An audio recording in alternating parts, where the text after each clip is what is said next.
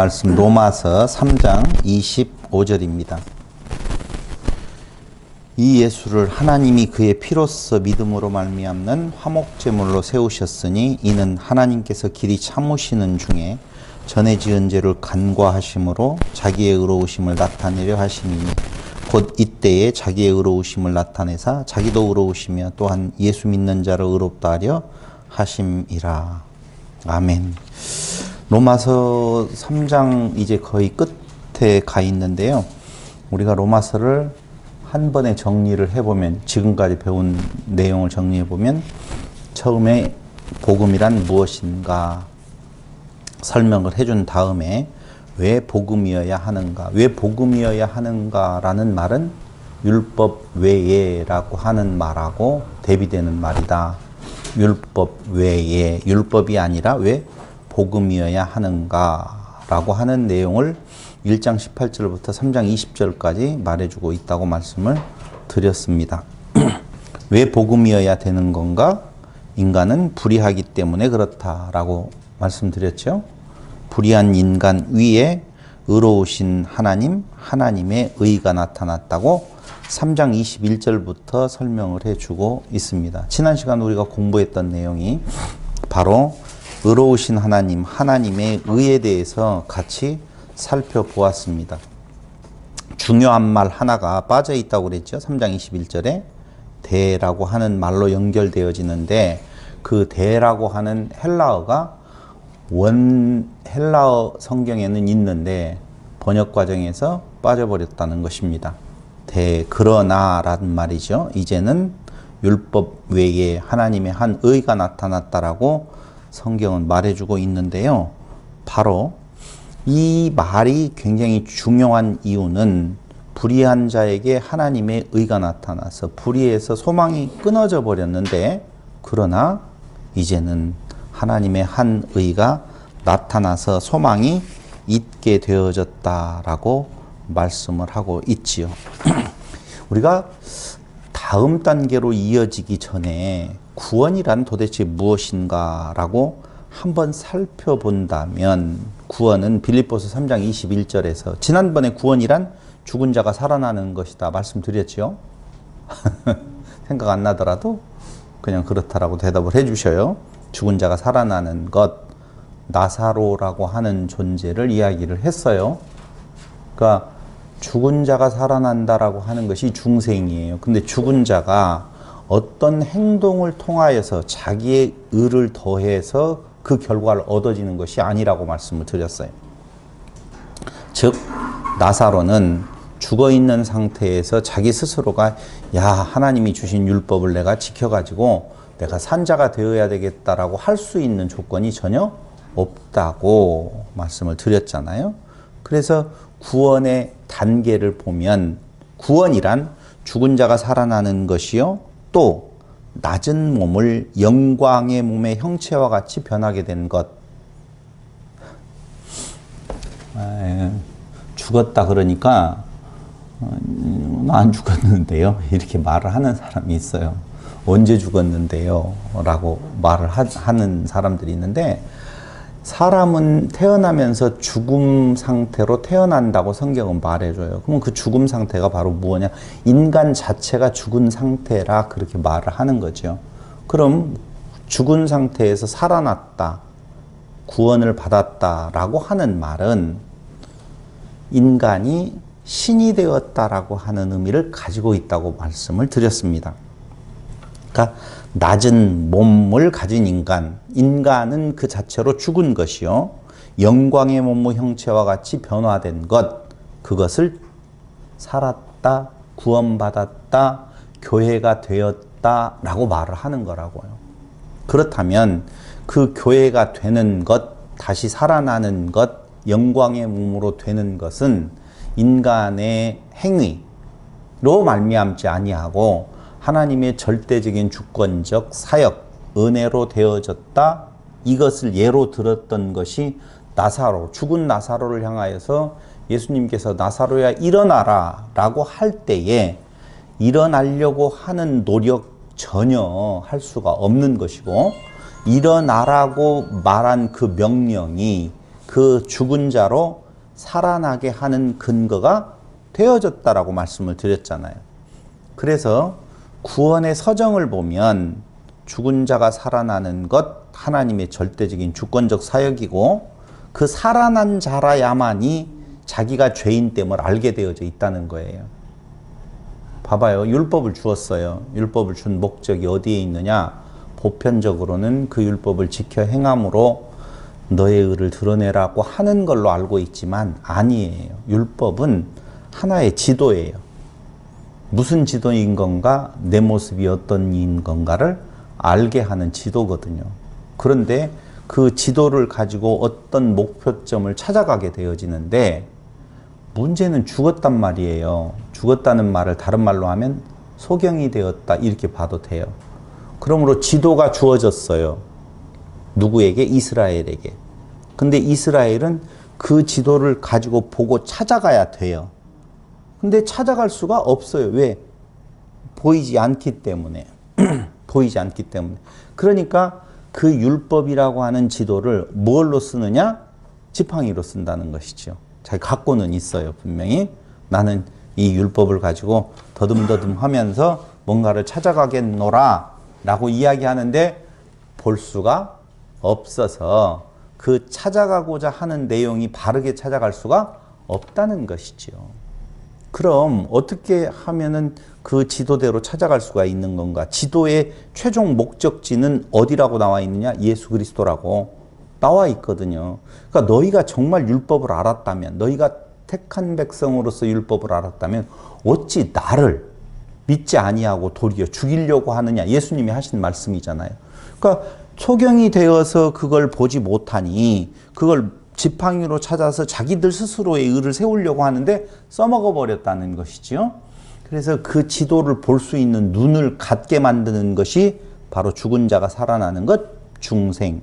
그래서 신학에서 논리로 이야기할 때 소명, 하나님이 부르시면 그때의 그 부르시는 소리, 나사로를 향하여서 죽은 자에게 일어나라 부르시면 그 부르시는 그 소리가 그를 살리게 되어진다. 그걸 중생이라고 말해요.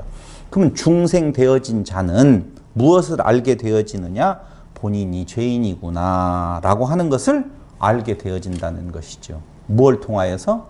율법을 통하여서 본인이 죄인임을 알고, 죄인됨을 알면 회개가 나오겠죠. 회개가 나오겠죠. 안 그래요? 죄인인지 아는데 잘못했습니다라는 회개가 당연히 나올 거 아니에요. 그 회개, 회심이라고 하는 단계를 거쳤었을 때에 비로소 예수님 밖에는 소망이 없구나라고 하는 신앙, 믿음이라고 하는 내용이 나오고, 그 믿음이라고 하는 그것을 하나님은 뭘로 여기신다? 의로 여기신다. 칭의라고 말한다, 그 말입니다. 그러니까 의롭다라고 칭하는 것은 그 의로움이 첫 번째 성경이 말하고 있는 그 구원이 아니에요. 의롭다라고 말하는 것은 뭘 말하는 건가? 예수님과 하나님이 하나 되는 것처럼 우리와 예수님이 하나 된 상태를 말한다. 그래서 의롭다 하심이라고 하는 것은 자녀가 됨이라고 보시면 돼요. 양자라고 하는 단계를 그렇게 붙여간다, 그 말입니다. 그렇다면 지금 구원에 대해서 이야기를 하고 있어요. 구원에, 로마서는 구원에 대한 이야기로 꽉 들어차 있다라고 보는데, 그 구원이 어떻게 이루어졌는 건가에 대한 내용으로 설명하고 있다는 것입니다. 그래서 거듭남, 봐봐요. 출애굽을 했어요. 그럼 출애굽을 했었을 때에 아시다시피 이스라엘 백성들이 출애굽을 원했느냐? 원하지 않았어요. 자꾸 무슨 일만 있으면 돌아가자라고 하는 내용이 과정에서도 나타나지만 처음부터 애굽을 탈출하려고 하지 않았다, 그 말입니다. 그런데 출애굽을 하게 되어지죠. 그리고 내비치는 것이 어디로 가게 되어져 있느냐? 광야로 가더라, 그 말입니다. 광야로. 그럼 광야는 무엇이 있는 곳이냐? 죽음이 있는 곳이에요. 광야에서 다 죽거든요. 왜 지금 이 말씀을 드리냐면은, 우리는 구원의 서정에 대한 내용, 구원에 대한 내용을 굉장히 큰 오해를 가지고 있다는 것에서 로마서는 출발하고 있는 거예요. 구원이 율법을 지켜 행함으로 인간의 행위로 말미암아 이루어지는 걸로 착각해서는 안 된다. 구원은 오직 하나님의 절대적인 은혜, 주권에 의해서 되어지는 것이다라고 하는 것을 말하는데, 자 봐라. 이때 이제 아브라함 이야기도 또 나오게 되어지는데, 이스라엘 백성들을 어떻게 해요? 애굽에 종살이 했었을 때 출애굽을 시켜요. 출애굽을 시킬 때에 살려서 출애굽을 시킵니까? 죽은 상태에서 출애굽을 시킵니까? 살려서. 그렇죠. 아유, 좋았어요. 살려서 출애굽을 시켜야 되지요. 그 살리는 것이 바로 문설주와 임방에 피를 발랐던 양 한 마리의 죽음으로 그들을 살려내거든요. 그러면 살렸어요. 살릴 때에 그들의 행위의 은은 하나도 없었어요. 그냥 양 한 마리가 죽음으로 말미암아 그들을 살려내는 거거든요. 그들이 원하지도 않은 때에 그들을 살려냈단 말이에요. 그래서 광야로 데리고 가요. 그럼 광야에 있었을 때에 거기에서 이스라엘 백성들 살아났는데 광야에서 죽어요. 그걸 지난 시간에 뭐라고 이야기했냐면, 고목이 있는데 그 고목에 새로운 씨가 하나 떨어졌단 말이에요. 그게 무슨 씨냐? 출애굽을 할 당시에 한 마리의 양의 죽음으로 말미암는 생명의 씨가 그들에게 떨어지게 되어지고, 그 떨어진 씨가 자라나게 되어지면 껍을 싸고 있었던 고목들은 다 없어져야 된단 말이에요. 그게 광야의 상태라 그 말입니다. 그럼 그 광야에서 어디를 향하여서 최종적으로 가느냐? 가나안을 향하여서 가게 되어져 있어요. 그럼 가나안을 갈 때에는 어떤 상태로 가야 되느냐? 옛 것을 가지고 가는 것이 아니라 완전한 새 것으로 간다. 그래서 광야에서 다죽음을 맞이하게 되어져 있는 거예요. 그래서 새로 난 자들이 들어가는데, 재미난 것은, 자 이제 가나안이 딱 보였으니 가나안을 향해서만 막 가고 싶어 해야 되잖아요. 우리가 그리스도 안에서 구원함을 얻고 옛것이 죽어가는 그 상황에서 가나안을 향하여서 소망이 더 강하던가요? 아니면 애굽을 향한 소망이 더 강하던가요? 애굽을 향한 소망이라고 말하면 좀 그렇죠? 애굽 돌아가려고 하는 부분들에 대한 내용이 있단 말이지요. 당연히 가고 싶지 않아요. 가나안에 보이지도 않고 어떤 상황인지도 알지도 못하고. 그런데 그 가고 싶지 않는 그들을 끝까지 데리고 가버리잖아요. 그걸 몇 번 이야기하지만 하나님의 지독한 사랑이라고 표현을 하고 있는 거예요. 이유는 왜 그래요? 가나안과 애굽의 차이는 종이요. 여기는 하나님의 아들이잖아요.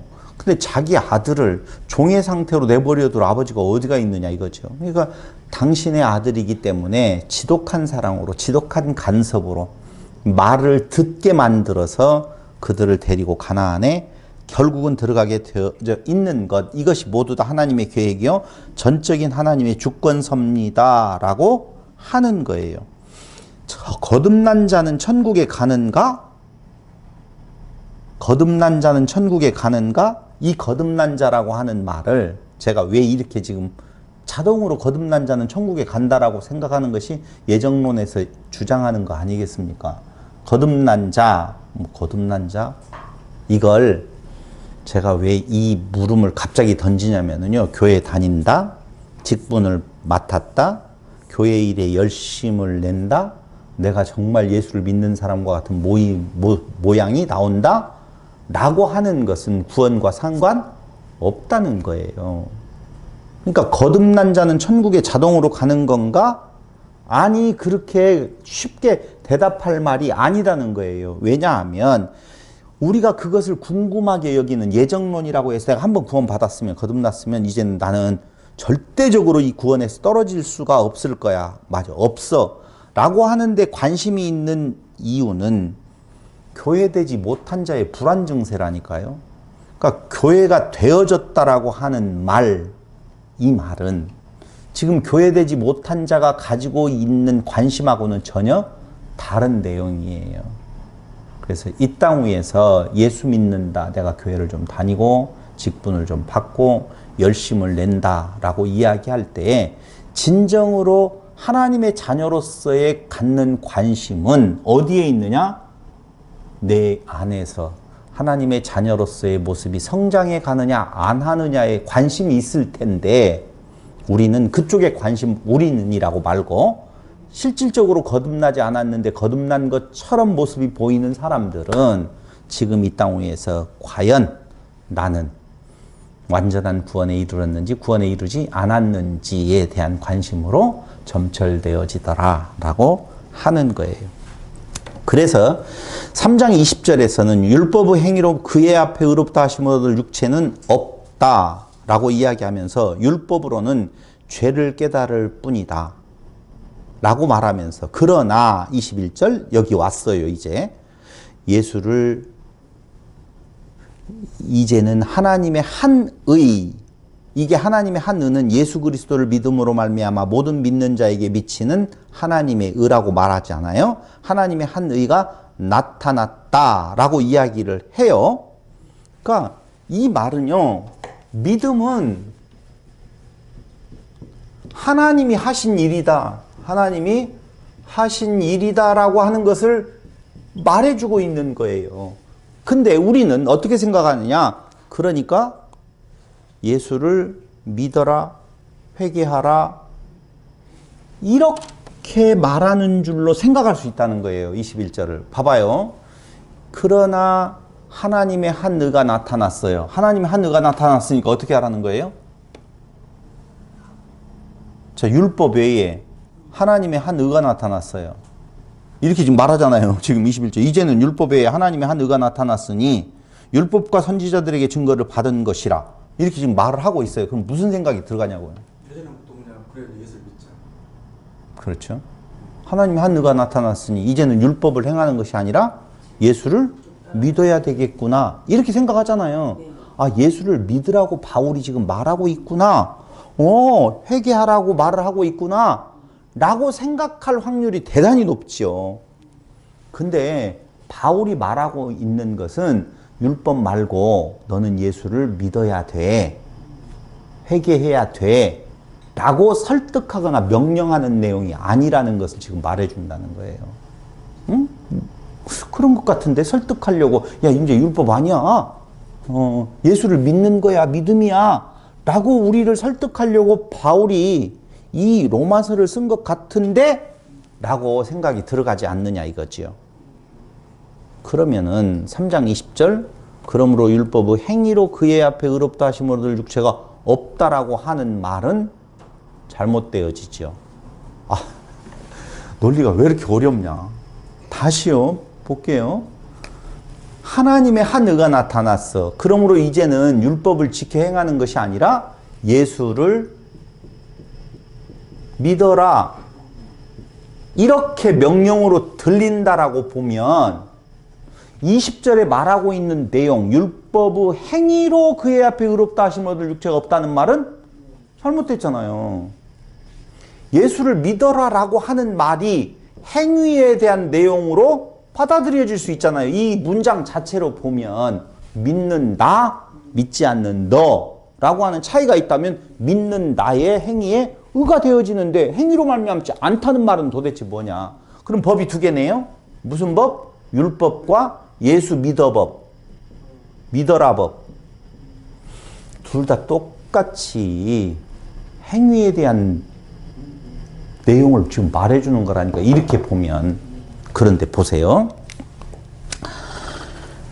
행위 아니다. 다만 3장 24절 그리스도 예수 안에 있는 속량으로 말미암아 하나님의 은혜로 값없이 의롭다 하심을 얻은 자 되었느니라. 이게 정말 어떻게 거기에서 그렇게 딱 써졌는지 모르겠어요. 되었느니라. 이미 완료예요. 완료. 그러니까 그러니까 예수를 믿어라 라고 하는 것은 믿느냐 믿지 않느냐에 따라서 다른 결과가 나올 수 있다는 것이 전제되어지는 건데 24절에서는 그냥 되었다라고 결론 내리고 있어요. 나 믿는 것과 믿지 않는 것하고 아무 상관없이 되었다라고 결론 내려진다는 말은 바울이 지금 말하려고 하는 것이 설득하거나 명령하는 것이 아니라 하나님의 의로 말미암아 구원이 이루어진 사실을 선포하고 있다는 거예요. 이제 이해가 되죠? 그러니까 여기에서는 다만 우리의 구원은 하나님의 의로 말미암아 이루어졌다라고 선포하는 거라 그 말입니다. 그러니까 어려운 말이 아니에요. 우리가 이 말이 어려운 이유는 딱 하나예요. 믿음이라고 하는 말, 이것을 믿음의 주체를 자기에게 있는 걸로 착각하는 데서 오는 혼돈이라 그 말입니다. 그래서 믿음을 설명을 할 때 제일 우리가 이해하기 쉽게 알 수 있는 내용은 로마서 1장 17절에 믿음에는 하나님의 의가 나타나서 구원에는 뭐라죠? 구원인가요? 하나님의 의가 나타나서 믿음으로 믿음에 이르게 한다라고 이야기할 때에 그 앞에 믿음은 주권이 하나님께 있고 뒤에 믿음은 그 역사로 말미암아 내어놓는 그걸 의롭다라고 이야기하는 이제 조금 가서요 아브라함에 대한 이야기를 더 해드리면 충분히 이해가 될 거라고 생각이 들어갑니다. 한번 보세요. 디모데후서 1장 9절. 디모데후서 1장 9절. 하나님이 우리를 구원하사 거룩하신 소명으로 부르심은 우리의 행위대로 하심이 아니요 오직 자기의 뜻과 영원 전부터 그리스도 예수 안에서 우리에게 주신 은혜대로 하심이라 정확하게 이렇게 못 박아 놓았어요. 그래서 행위에 대한 보상이 아니다 라고 말을 하고 하나님의 은은 무엇으로 말미암아 모든 믿는 자에게 미치는 하나님의 의라고 이야기할 때 로마서 3장 21절로 지금 22절에서 믿음은 하나님의 신실하심, 하나님의 능력, 하나님의 자비, 하나님의 거룩하심이다 라고 이야기하면서 하나님의 은은 역사, 번복하거나 돌이킬 수 없으며 무엇으로도 무효로 돌릴 수 없다라고 선포하고 있는 내용을 우리는 같이 살펴보았어요. 그렇기 때문에 무엇할 수 없는 것이다? 자랑할 수 없다. 그게 로마서 3장 27절에 대한 내용인 거예요. 로마서 3장 27절 한번 보세요. 그런즉 자랑할 때가 어디 있느냐? 있을 수 없느니라. 무슨 법으로냐? 행위로냐? 아니라 오직 믿음의 법으로니라. 만약에 그 믿음이 방금 예수를 믿어라라고 하는 명령으로 받아서 믿는 나 믿지 않는 너로 본다면 이건 당연히 은혜가 아니죠. 은혜일 수가 없다는 거예요. 그러므로 오직 믿음의 법으로니라 라고 이야기하는 27절의 말도 요런 개념의 믿음이 아니라는 것이지요. 자랑할 수 없다. 그러면 그 믿음은 로마서 1장 17절에 나오는 믿음으로 믿음에 이르게 하는 앞에 주어가 주관이 누구에게 있다? 하나님이 그냥 주시는 선물로서의 믿음을 말하는 것이다. 자, 구원이 율법의 행위가 아니라 행위로서의 믿음까지 포함해서요. 자, 구원은 무엇이 아니다고요? 율법의 행위가 아니다. 그래도 이걸 한번 정리를 해놔야만이 앞으로 로마서를 보는 데 있어서 굉장히 쉽게 볼 수 있는 내용인데요. 구원이 율법의 행위가 아니죠. 분명히 아니죠. 근데 어떤 것까지 포함해서 율법의 행위가 아니냐? 행위로서의 믿음을 포함해서. 구원이 율법의 행위가 아니라고 이야기할 때 행위가 아니다라고 할 때 무엇까지 포함해서? 행위로서의 믿음까지 포함해서 행위로서의 믿음 포함해서 그래서 이때 요 말을 제가 다른 성경 강론하면서 뭐라고 했느냐면요 예수를 믿어야 구원받는다는 말은 뭐라고 했어요? 응? 지옥 갈 말이다. 예수를 믿음으로 구원받는다. 예수를 믿어야 구원받는다라고 하는 말은 예수 믿으면 지옥 간다. 이야기의 의미가 예수 믿음으로 구원받는다라고 하면 예수 믿어서 구원받는다. 그것은 오히려 지옥 갈 내용이다라고 말씀을 드렸던 거예요. 그때의 그 예수 믿음으로 구원받는다는 말이 뭐예요? 행위로서의 믿음. 그러니까 내 행위로 구원을 받을 수 있다라고 말하는 것은 그건 지옥 가는 논리다라고 말씀을 드렸던 거예요. 그래서 다시 한번 구원은 율법의 행위가 아니라 믿음으로 얻는 것이라면 질문 하나가 생길 거 아니에요. 무슨 질문이 생길까요? 성경을 보면서 보면 더 좋지만, 자, 봐봐요. 구원받는 것이 율법의 행위에서 비롯된 것이 아니라면, 즉, 믿음으로 얻어진다면, 질문 하나, 다 같이 시작.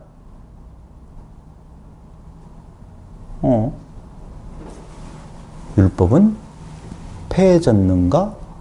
이렇게 질문할 수 있을 거 아니에요. 아니, 율법으로 말미암아 지켜 행함으로 말미암아 구원함이 이루어지지 아니하고 오직 믿음으로 된다라고 하면, 그렇다면 율법은 폐해졌는가? 라고 말할 수 있을 거 아니냐 이거죠. 율법은 폐해졌어요? 안 폐해졌어요? 거기 31절 그런즉 우리가 믿음으로 말미암아 율법을 파기하느냐? 그럴 수 없느니라. 도리어 율법을 굳게 세우느니라. 누구도 할례자도 무할례자도 믿음으로 말미암아 의롭다 하실 하나님 한 분이시니라. 그런즉 율법이 폐해졌겠네. 아니, 율법을 도리어 굳게 세워. 자, 거기까지는 문장으로는 다 이해했어요. 문장으로는 어떻게 율법을 세워지는 것이죠? 율법이 믿음으로 구원함이 얻어진다는 것이, 그 진리가 율법을 더 세우는 거래요. 우리는 그냥 일반적으로 생각하면 이제는 율법을 폐해졌구나 이렇게 생각이 들어가는데, 성경 바울은 그렇게 말하지 않냐고. 오히려 율법을 세우는 거야.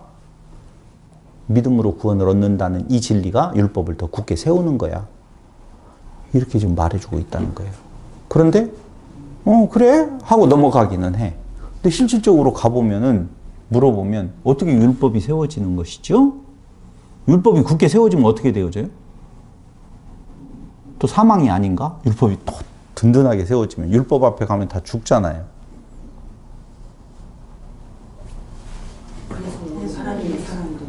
아, 그래요? 예수님이 다 이루었으니까. 그럼 온전하게 있다고. 율법을 폐해는요? 그럼 율법 필요 없잖아요. 우리한테 그게 법적 적용이 되는 게 아니고 뭐가 돼요? 은혜로 되는 거지. 은혜로 되어졌으니까 율법 필요 없잖아요. 계속 그 말을 하는 거예요. 이게 바울도 알아요. 이렇게 말을 하면 그럼 율법을 폐해졌겠네 이렇게 말할 거다.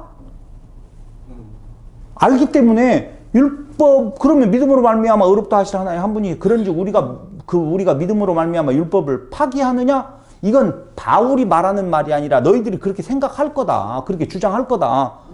그럴 수 없느니라. 도리어 율법을 굳게 세우느니라. 어떻게 세우냐고. 하나님의 사랑이 더 느껴질 것 같아. 율법이 있어야. 있어야. 아, 그렇죠. 오늘 대답 잘하셨어요. 일단 모르겠다고 하지 마세요. 자, 보세요. 우리는 율법을 무슨 언약이라고 말을 하느냐? 옛 언약이라고 말을 해요. 옛 언약. 맞죠? 옛 언약. 믿음으로 얻어지는 구원을 복음이라고 이야기하는데 그걸 새 언약이라고 말을 하잖아요. 그렇죠? 근데 새 언약과 옛 언약의 목표가 같을까요? 다를까요? 새 언약의 내용과 옛 언약의 내용이 같을까요? 다를까요? 근데 왜 말을 아까는 해놓고는 지금은 좀 더듬거리고 좀 늦어요. 틀려도 해야지. 그렇죠. 창세기 17장 5절로 7절. 지금 율법에 대한 이야기를 하고 있습니다. 창세기 17장 5절로 7절에 보니, 제가 한번 읽어볼게요. 이제 후로는 내 이름을 아브라함이라 하지 아니하고 아브라함이라 하리니 이는 내가 너를 여러 민족의 아버지가 되게 함이니라. 내가 너로 심히 번성하게 하리니 내가 네게서 민족들이 나게 하며 왕들이 네게로부터 나오리라. 내가 내 언약을 나와 너 및 내 대대 후손 사이에 세워서 영원한 언약을 삼고 너와 내 후손의 하나님이 되리라. 너와 네 후손의 하나님이 되리라 이렇게 이야기했어요. 언약을 옛 언약을 지금 맺어주면서. 그런데 새 언약 예레미야 31장 33절에 보면 우리 너무너무 잘 알고 있는 내용이죠. 새 언약에 대한 내용으로서 예레미야 31장 33절에 그러나 그날 후에 내가 이스라엘 집과 맺을 언약은 이러하니 새 언약이에요. 곧 내가 나의 법을 그들의 속에 두며 그들의 마음에 기록하여 나는 그들의 하나님이 되고 그들은 내 백성이 될 것이라. 그러니까 내용은 뭐예요? 너와 내 후손의 하나님이 되리라. 나는 그들의 하나님이 되고 그들은 내 백성이 되리라. 같아요? 달라요? 같은 내용이에요. 그러니까 하나님께서 옛 언약으로 주시는 언약의 내용, 목표, 그리고 새 언약으로 주시는 새 언약의 목표 내용은 둘 다 하나님이 되고 내 백성이 되리라 라고 하는 내용이에요. 그게 언약의 내용이라니까요. 그렇기 때문에 내용이 다른 것이 아니에요. 다른 언약을 해주는 것이 아니라 같은 언약이에요. 문제는 그 일을 이루시는 방법에 차이가 있다는 거예요. 방법이 다르다라고 보아야 돼요. 옛 언약은요. 출애굽기 31장 18절, 34장 4절, 여호수아 8장 32절, 고린도후서 3장 7절, 고린도후서 3장 3절, 예레미야 31장 32절에 보면 어디에 새겼다고 말을 하냐면요. 돌판에 새겼다라고 말을 해요. 돌판에 새긴 그 법은 예레미야 31장 32절에 보니까 이 언약은 내가 그들의 조상들의 손을 잡고 애굽 땅에서 인도하여 내던 날에 맺은 것과 같이 아니할 것은 내가 그들의 남편이 되었어도 그들이 내 언약을 깨뜨렸습니다. 여호와의 말씀입니다. 그러니까 이 언약, 새 언약은 내가 그들의 조상들의 손을 잡고 애굽 땅에서 인도하여 내던 날에 맺은 언약. 그건 무슨 언약? 옛 언약.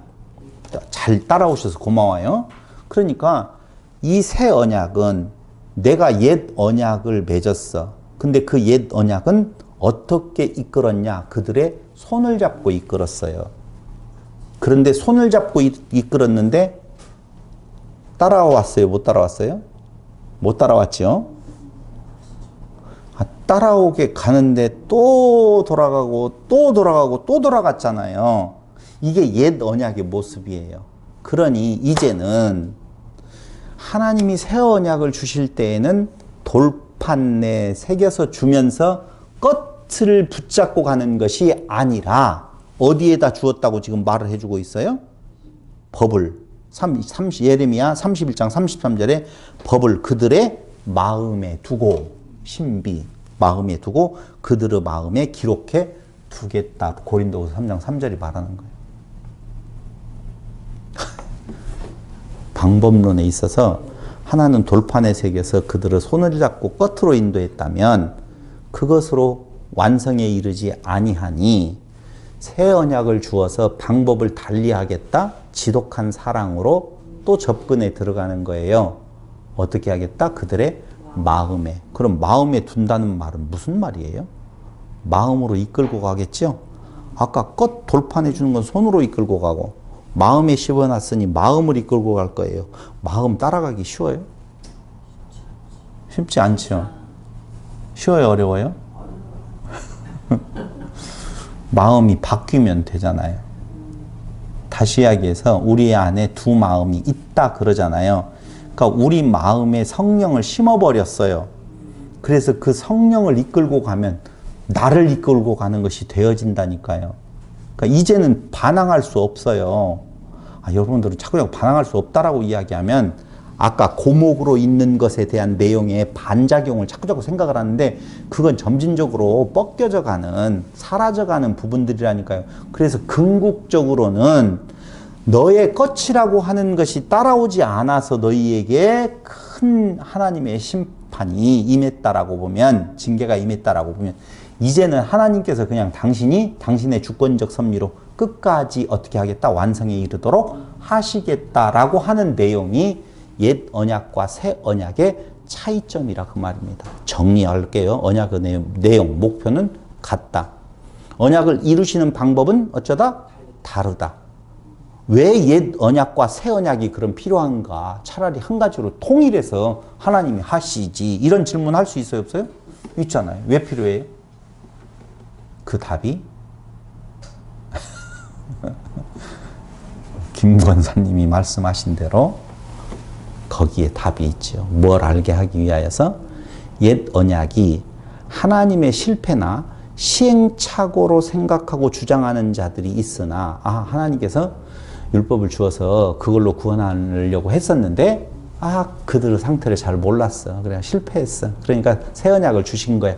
이렇게 주장하는 자들이 있지만 전혀 아니고 그 차이를 통해서 옛 언약과 새 언약의 방법론적인 차이를 통하여서 은혜의 하나님을 알게 하시는 하나님의 섭리다라고 하는 거예요. 그래서 율법을 알면 알수록 예수께로 더욱더 가까이 가게 되어져 있다는 거예요. 그래서 아는 것, 이게 뭐예요? 뇌작용이라고 그랬죠? 그죠? 마음은 어디에 있다고 그랬어요? 뇌에 있다고 그랬잖아요. 그러므로 알자, 이 말이 완성의 단계에 이르면 이제는 더 알 것 없다, 알자 하지 않겠다라고 말을 하잖아요. 그래서 우리는 아는데 무엇을 더 아는 거예요? 무엇을 통해서 뭘 알아요? 율법을 통하여서 나를 알고 율법을 통하여서 하나님을 아는 것. 그러므로 그 알면 알수록 무엇이 되어지느냐? 하나님의 은혜의 하나님을 더욱더 알게 되어진다. 그러므로 율법이 세워져야 돼요? 없어져야 돼요? 세워져야 되죠. 당연히. 그래서 율법을 폐하느냐? 그럴 수 없느니라 라고 말하는 거예요. 옛 언약도 새 언약도 죽은 자가 아닌 살아난 자에게 주시는 거예요. 우리는 자꾸 옛 언약도 죽은 자에게 주어서 그걸 행함으로 살아나는 걸로 알고 있잖아요. 새 언약도 예수를 믿어야만이 사는 걸로 알고 있잖아요. 아니라니까요. 옛 언약을 주는 것도 하나님께서 그들을 택하셔서 살려서 그들에게 주는 거고, 새 언약도 무엇 하는 거라고요? 그 새 언약 예수를 믿으라, 예수 안에서의 구원을 이야기하는 것도 그 예수를 믿어야만이 구원함을 이룬다는 말이 아니라 이미 살리신 자에게 하나님의 은혜가 은혜됨을 깨달아 알게 하시기 위해서 주신 거예요. 그러니까 예수를 나중에 믿는다라고 이야기하는 그 고백은요, 이미 단계가 상당히 깊은 단계로 보시면 돼요. 살아난 자들에게 은혜를 고백하게 하시는 하나님의 사랑의 섭리라 그 말입니다. 그러면서 사장으로 딱 넘어오는데 바울은 아브라함을 예로 들어서 믿음을 설명해 주는 거예요. 그때까지 지금 율법의 행함으로 말미암지 아니하고 믿음으로 되었다라고 구원에 대한 설명을 해줬잖아요. 복음에 대한 설명을 해줬잖아요. 그렇다라고 보면 누군가 예를 들어가지고 그걸 쉽게 설명을 해주려고 하는 바울의 시도가 사장에 나타난다니까요. 그 사장에 나타나는 것이 바로 사장 1절. 그런즉 육신으로 우리 조상인 아브라함이 무엇을 얻었다 하리요. 이게 갑자기 왜 튀어나오냐고요? 사람들이 생각을 할 거 아니에요. 구약, 옛 언약, 율법 하면은 어디로부터 출발해야 되느냐? 모세 이후에 아브라함부터 지금 출발을 해야 된단 말이에요. 그럼 옛 언약은 그 첫 돌판에 새겨가지고 줄 때는 모세인데, 모세의 존재는 아브라함을 빼고 이야기할 수가 없잖아요.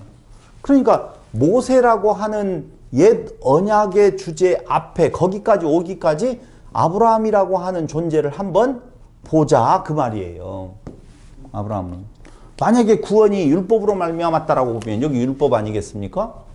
그 앞에 아브라함은 어떻게 된 거야? 왜? 아브라함으로부터 믿음에 뭐가 나옵니까? 후손들이 나오잖아요. 그렇잖아요. 그 그럼 아브라함으로부터 믿음의 후손들이 나오게 되어지는데 아브라함이 어떻게 구원함을 얻었느냐가 후손들에게 미치는 영향이 그대로 있을 거 아니에요. 그럼 아브라함의 그 구원함에 대한 내용이 뒤에 있었던 모세와 같이 어떤 행위로 말미암아 되어졌다면 그 후손들도 행위로 말미암는 구원함에 마음을 두어야 되지만 아브라함이 만약에 행위가 아닌 믿음으로 되어졌다면 후손들도 행위가 아닌 믿음으로 주어진 것이다 라고 말할 수 있잖아요. 그렇다면 모세에게 주어진 율법은 무엇이냐? 은혜가 은혜됨을 깨닫게 하는 하나의 수단이다 그 말입니다. 그런데 이 수단이 결국은 어디로 가게 만들어요? 예수에게로 가게 만든다라고 하는 것이지요.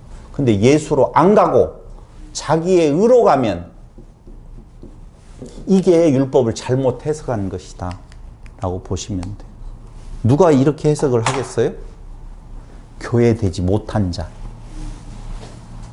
하나님의 구원함에 들어가지 못한 자, 자기는 아까 처음에 이야기했잖아요. 내가 교회 다녀, 직분을 맡았어, 열심으로 봉사를 내가 해 라고 하는데 실질적으로는 교회되지 못한 자들의 불안심이라 그 말입니다. 자기의 의로 말미암아 구원함을 얻으려고 하는 것, 이거 다 실패예요. 아니, 실패가 아니라 그는 이미 하나님의 그 은혜 안에서 떠나 있는 자다라고 보시면 돼요. 자, 그런즉 바울은 아브라함을 예로 들어서 믿음을 설명해 준다고 그랬잖아요. 여기 운이라고 하는 헬라어 그런즉, 이 말은 그러면 이라는 의미예요. 그러면 아브라함은 어떻게 된 거야? 이렇게 해석하라고요. 운이라고 하는 헬라어는 그러면이라는 해석으로 되어진다니까요. 그러면 우리 조상 아브라함이 육으로 무엇을 얻었다 하리요? 보세요. 육신으로 우리 조상인 아브라함이 무엇을 얻었다 하리요? 라고 할 때 그 관주 4번에 보면 밑에 가서 뭐라고 나오느냐라고 하면 또는 우리 조상 아브라함이 육으로 이렇게 되어 있잖아요.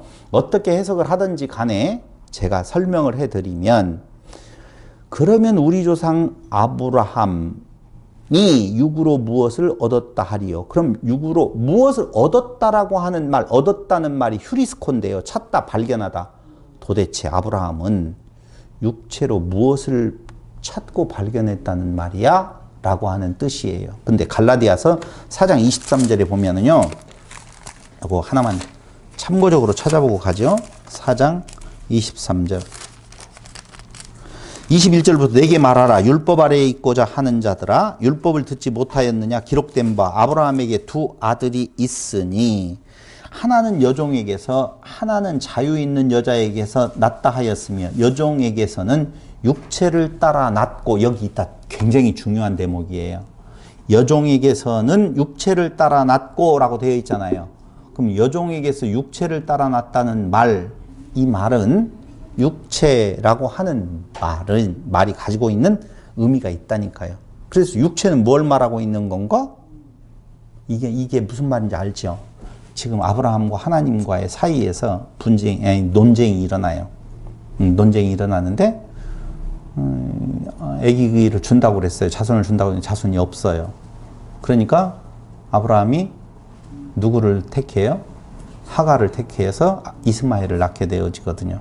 그러면 하갈을 택해서 이스마엘을 낳게 되어지는데 그게 육체를 따라 난 자식이에요. 말을 하잖아요. 육체를 따라 났다라고 하는 말, 이 말이 가지고 있는 뜻이 무엇이냐라고 보면은요, 하나님 신경 쓰지 마세요. 하나님이 해주시려고 했는데 사라에게 애기 없잖아요. 사라에게서 애기가 있으면은 그건 뭐예요? 은혜잖아요. 약속대로 난 자식. 근데 하나님께서 사라를 통하여서 주겠다라고 하는 아들은 나지 않아요. 그러니까 누가 도와줘요? 아브라함이 도와줘요. 하나님을. 어떻게 해요? 제가 해볼게요 하고 하갈을 들여서 이스마엘이라고 하는 자식을 낳아요. 그러니까 하나님이 나타나서 그거 아니야 라고 이야기를 하잖아요. 근데 그러기 전에 아브라함이 뭐라고 말해요? 하갈에게서 난 이스마엘이면 됩니다 라고 말해요. 내 의면 됐어요. 내 힘으로 된 거잖아요. 내가 열심히 잘했잖아요 라고 말할 때 아니야 라고 말을 한단 말이에요. 그것이 바로 뭐라고요? 자기의 의, 자기의 힘, 자기가 육체를 따라난 것이다 라고 지금 이야기를 해주고 있다고요. 그래서 지금 4장에 보면 그런즉 육신으로 우리 조상 아브라함이 무엇을 얻었다 하리요. 육신으로라고 하는 말, 육으로, 육체로 라고 하는 말하고 동일한 의미를 가지고 있는데, 그럼 우리 조상 아브라함이 육으로 무엇을 얻었어? 만약에 지금 이야기가 넘어가요. 육으로 무엇을 얻었어? 만약에 아브라함이 행위로서 의롭다 하심을 받았으면 자랑할 것이 있지.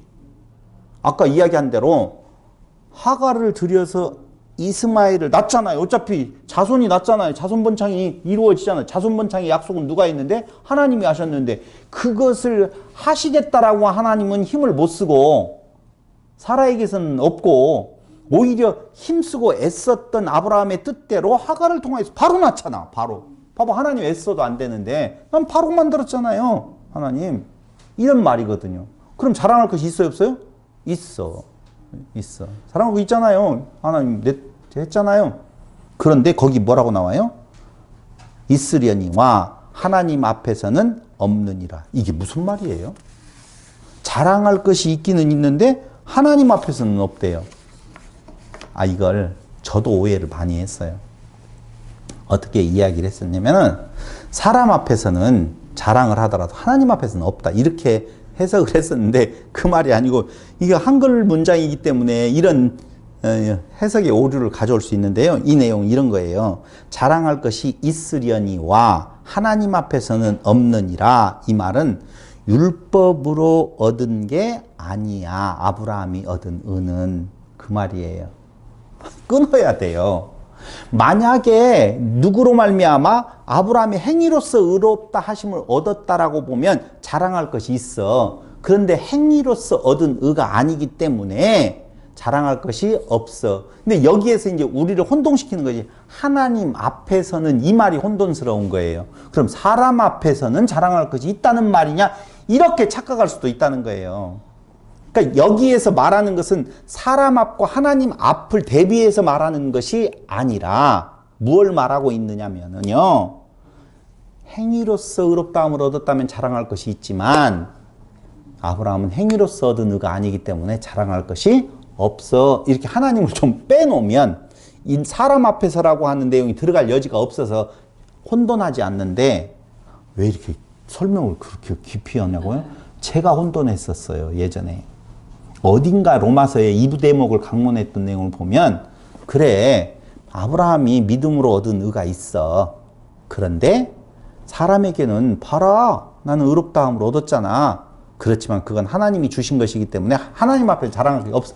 이렇게 제가 해석했던 때가 있다니까요. 그게 아니고 저 혼자 하는 이야기예요, 지금. 이 율법으로 말미암아, 율법의 의로, 행위로 말미암아 의롭다함을 얻었으면 자랑할 것이 있어. 그러나 그는 행위로서 의롭다함을 얻은 것이 아니기 때문에 그는 자랑할 수 없는 거야. 아브라함의 의는 행위로서 말미암는 것이 아니라 하나님께서 주신 믿음으로 말미암은 거야 라고 설명을 하면서 3절, 성경이 무엇을 말하느냐? 아브라함이 하나님을 믿음에 그것이 그에게 의로 여겨진 바 되었느니라. 자, 아브라함의 의를 이야기할 때 행위가 아닌 믿음으로 되었다고 나오죠. 4장 3절로 5절이 그 말이에요. 성경이 무엇을 말하느냐? 아브라함이 하나님을 믿음에 그것이 그에게 의로 여겨진 바 되었느니라. 일하는 자에게는 그 싹시 은혜로 여겨지지 아니하고 보수로 여겨지거니와 이를 아니할지라도 경건하지 아니한 자를 의롭다 하시는 이를 믿는 자에게는 그의 믿음을 의로 여기시나니. 그러므로 아브라함의 의는 무엇로 되었다? 믿음으로 되었다 라고 성경은 지금 말해주고 있어요. 그리고 두 번째로는요, 율법으로 얻은 게 아니므로 자랑할 것도 없다. 4장 2절에서 만일 아브라함이 행위로서 의롭다 하심을 받았으면 자랑할 것이 있으려니와 하나님은 없다. 이 말은요, 율법으로 얻은 게 아니다 라고 하는 거고, 세 번째, 이렇게 얻어진 것, 믿음으로 얻어진 의가 4장 6절로 8절에서는 복이다라고 말하는 거예요. 이란 것이 없이 하나님께 의로 여기심을 받는 사람의 복에 대하여 다윗이 말한 바, 불법이 사함을 받고 죄가 가리워짐을 받는 사람들은 복이 있고 주께서 그 죄를 인정하지 아니하실 사람은 복이 있도다 함과 같으니라. 그러므로 아브라함이 얻은 은은, 하나님의 은은 무엇이다고요? 이게 복이다라고 하는 거예요. 사람들은요, 내가 기도함으로, 내가 어떤 것을 인풋, 행함으로 말미암아 결론이, 아웃풋이 좋게 나오면은요, 그걸 복이라고 생각하는데 그건 복이 아니에요. 대가라니까요. 인풋이 있고 아웃풋이 똑같다라고 보면은요, 그건 대가로 주어진 것이지 복이 아니라니까요. 그럼 복이란 무엇이냐? 인풋이 없는데 아웃풋이, 결과가 전혀 다른 내용이 나타나게 될 때 그걸 복이라고 말한다면 아브라함 아무것도 투여한 바가 없다라고 하는 것이 로마서에서 바울이 말하고 있는 아브라함의 의다라고 하는 것입니다. 그러면서 이 복은 율법이 주어지기 전에 이미 은혜로 주어진 것이다라고 4장 9절로 15절을 쭉 읽어보면은요, 그렇게 나와요. 그런즉 이 복이 할례자에게냐 혹은 무할례자에게도냐, 무릇 우리가 말하기를 아브라함에게는 그 믿음이 의로 여겨졌다 하노라. 이런 것이 뭐라고 하다고요? 이런 구절들이 우리에게 있어서 걸린다니까요. 그걸 뭘로 보는 거예요? 아브라함에게는 그 믿음이 의로 여겨졌다 하노라. 아브라함이 믿었잖아.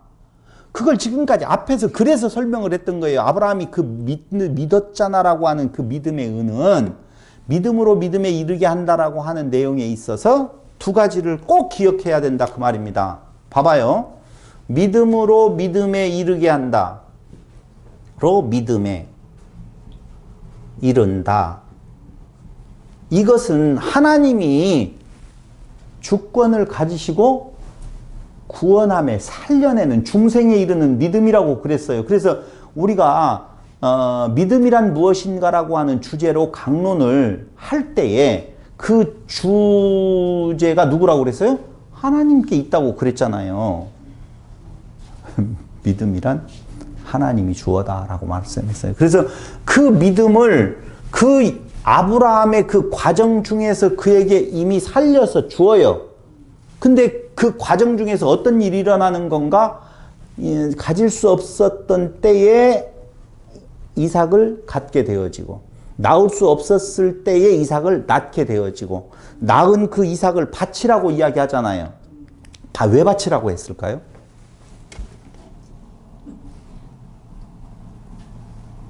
하나님이 애써 주셨다가 바치라고 해요. 왜요?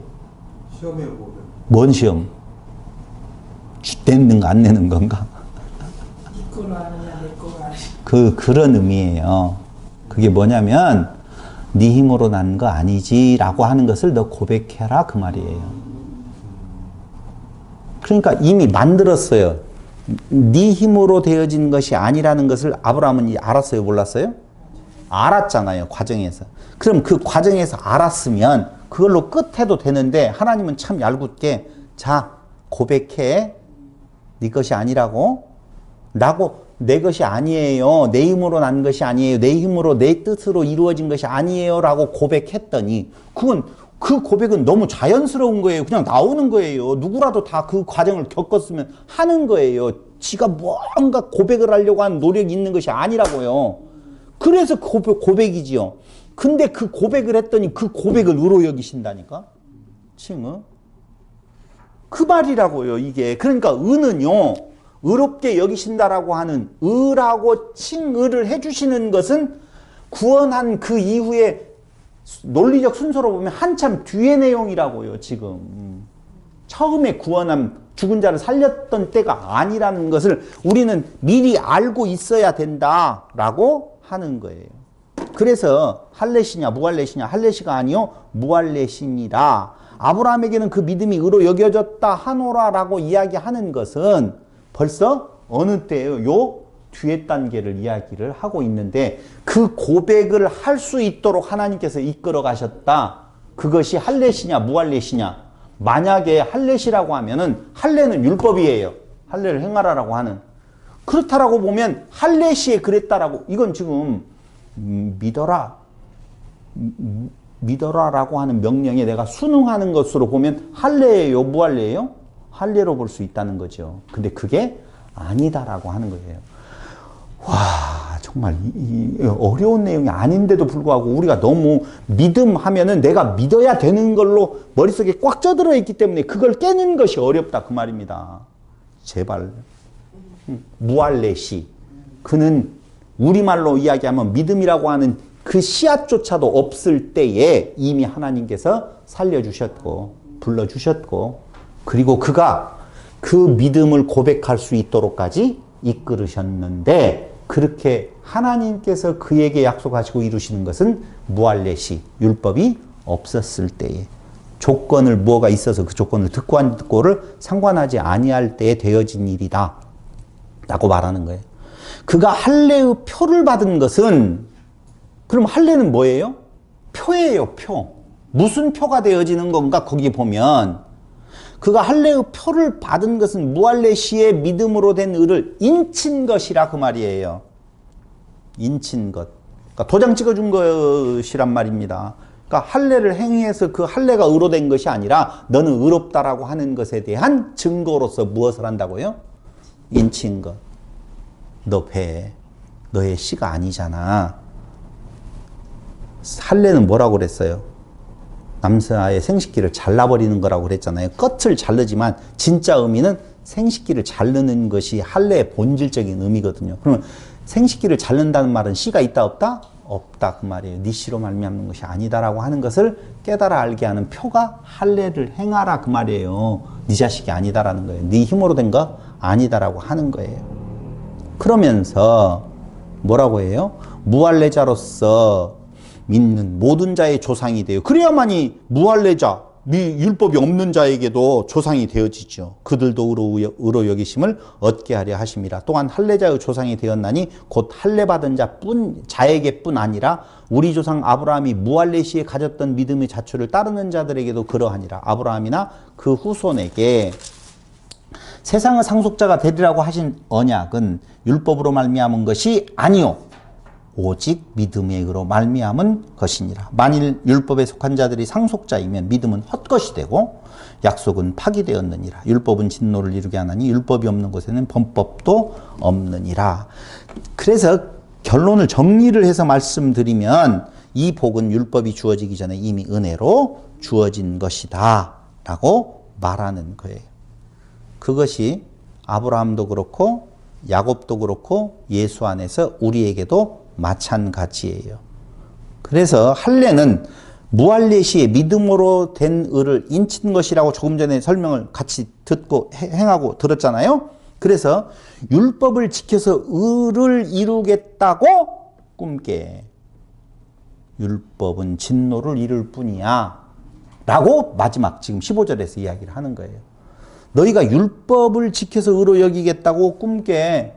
그렇게 시도하는 것은 진노를 이룰 뿐이다 라고 말하는 거예요. 그렇다면 왜 믿음으로만 상속자, 구원이 이루게 되어지는가? 다시 말씀드려요. 그렇다면 왜 믿음으로만 상속자가 되게 하시는 건가? 무엇 때문에요? 그게 4장 16절로 24절에 대한 내용이에요. 왜 믿음으로만 상속자, 구원이 이루어지게 만드셨죠? 그렇죠. 거기에서 벗어날 필요가 없어요. 다시 구원이 은혜임을 알게 하시려고 그렇게 말하고 있는 거예요. 그래서 복음은 예수를 말하는 것이요. 예수는 4장 25절에서 십자가와 부활이라고 말을 해요. 그 부활은 새로운 인류가 아니라 신류. 그게 맞는지 모르겠어요. 새로운 신류의 탄생을 말하는 것으로 우리는 신의 아들로 살아가는 거예요. 아시겠어요? 그럼 아까 이야기한 대로 사람은 창세기 16장에 애굽 여종 하가를 통해서 이스마엘이라는 율법의 행위를 내어놓았다. 어디 한번 보냐면 갈라디아 4장 22절, 25절 보고 마치겠어요. 갈라디아서 4장 22절로 25절 21절 내게 말하라 율법 아래에 있고자 하는 자들아 율법을 듣지 못하였느냐. 기록된 바 아브라함에게 두 아들이 있으니 하나는 여종에게서 하나는 자유 있는 여자에게서 낳다 하였으며 여종에게는 육체를 따라 낳고 자유 있는 여자에게서는 약속으로 말미암았느니라. 이것은 비유니, 비유라고 이야기해요. 비유니 이 여자들은 두 언약이라 이렇게 나오잖아요. 하나는 신의 산으로부터 종을 낳은 자니 곧 하갈이라. 이 하갈은 아라비아에 있는 신의 산으로서 지금 있는 예루살렘과 같은 곳이니 그가 그 자녀들과 더불어 종노릇하고 오직 위에 있는 예루살렘은 자유자니 곧 우리 어머니라. 한마디로 말을 하면 아까 이야기했잖아요. 아브라함이 하나님의 힘만으로는 어렵지요. 내가 도와드릴게요. 그래서 하나님이 약속을 해주셨어. 많은 민족의 조상이 되어지고 많은 자손이 있게 되겠다라고. 근데 하나님은 그것을 이루실 날이 요원해. 급해 죽겠어. 더 능력이 끊어지기 전에 뭔가를 이루어야 될 필요가 있어. 그래서 하갈을 통하여서 이스마엘을 낳게 되어질 때에 거기 창세기 17장 17절로 18절 보세요. 이제 뭐라고 말을 하는지. 창세기 17장 18절 17절로 18절 아브라함이 엎드려 웃으며 앞에 먼저 봐야 되겠네요. 15절 하나님이 또 아브라함에게 이르시되 내 아내 사레는 이름을 사레라 하지 말고 사라라 하라. 내가 그에게 복을 주어 그가 네게 아들을 낳아주게 하며 내가 그에게 복을 주어 그를 여러 민족의 어머니가 되게 하리니 아까 그 언약의 내용이죠. 민족의 여러 왕이 그에게서 나리라. 이렇게 말을 하잖아요. 그런데 아브라함이 뭐라고 말해요? 아브라함이 엎드려 웃으며 마음속으로 이르되 100세 된 사람이 어찌 자식을 낳을까? 사라는 90세니 어찌 출산하리요? 하고 그러니까 지금 누구를 낳고 난 뒤에요? 이스마엘을 낳고 난 뒤에 하나님이 나타나서 아니야. 그게 그러니까 아브라함이 아이고 하나님 수고하지 마세요. 이런 말이에요. 아브라함이 엎드려 웃으며 마음속으로 이르되 100세 된 사람이 어찌 자식을 낳을까? 사라는 90세니 어찌 출산하리요? 하고 아브라함이 이에 하나님께 아뢰되 이스마엘이나 하나님 앞에 살기를 원하나이다. 이렇게 말하고 있는 거예요. 이게 뭔 말이냐면요. 그냥 내 능력 받으세요. 그 말이에요. 애쓸 거 없어요. 이게 우리 기독교인들의 고질적인 병폐예요. 내가 무엇인가를 행해야만이 하나님이 기뻐하시고 좋아하실 걸로 얼마나 훌륭해요. 여러분 아담도요 얼마나 훌륭해요. 율법을 주어지니까 그 율법을 열심히 지켜 행함으로 내가 신과 같이 신의 반열에 들어가서 하나님을 내가 기쁘시게 만들어야 되겠다는 말이지. 잘못 생각하면 선악을 하는 열매로 따먹었다라고 이야기하니까 내가 못된 짓, 하나님이 싫어하는 짓, 그냥 악한 짓, 살인이나 저질로 그렇게 하겠다라고 맘먹은 걸로 생각하면 안 돼요. 그때 준 율법, 선악과라는 열매를 따먹었다는 말은 내가 해볼게요. 신에 다다를 수 있는 것을 내가 한번 해볼게요. 그게 어디로 이어져요? 바벨탑으로 이어지는 거예요. 하늘 꼭대기에까지 닿아보자. 이 말은 하나님을 대항해서 창 들고 싸우겠다는 말이 아니라 내가 신이 되어볼게. 하나님 너무 노력하지 마시고요. 제가 좀 도와드릴게요. 이런 의미를 다 가지고 있는 거예요. 그래서 바울은 계속적으로 로마서를 통하여서 무엇이다? 복음, 은혜다, 오직 믿음으로만이다 라고 하는 것을 강조를 할 때 그때 그 믿음이라는 것이 무엇인가를 사장에서 아브라함을 샘플로 들어서 이야기를 해주고 있는 겁니다. 다음 시간에 이어서 말씀드리기로 하겠습니다. 기도드리겠습니다. 고마우신 아버지 하나님, 오늘 또 우리에게 귀한 시간 만나게 하시고 말씀을 통하여서 하나님의 은혜를 상고하게 하시니 진실로 감사드립니다. 우리 내면 속에 있는 우리를 자랑하고 드러내고자 하는 이 못된 심성, 우리로서는 어찌할 수 없음을 고백합니다. 오직 놀라우신 하나님의 능력으로 성령의 충만한 삶이 말씀을 통하여서 이루어져 가는 하나님의 은혜가 우리의 삶을 주도해가는 성도들이 되게 하여 주시기를 예수님의 이름으로 기도드립니다. 아멘.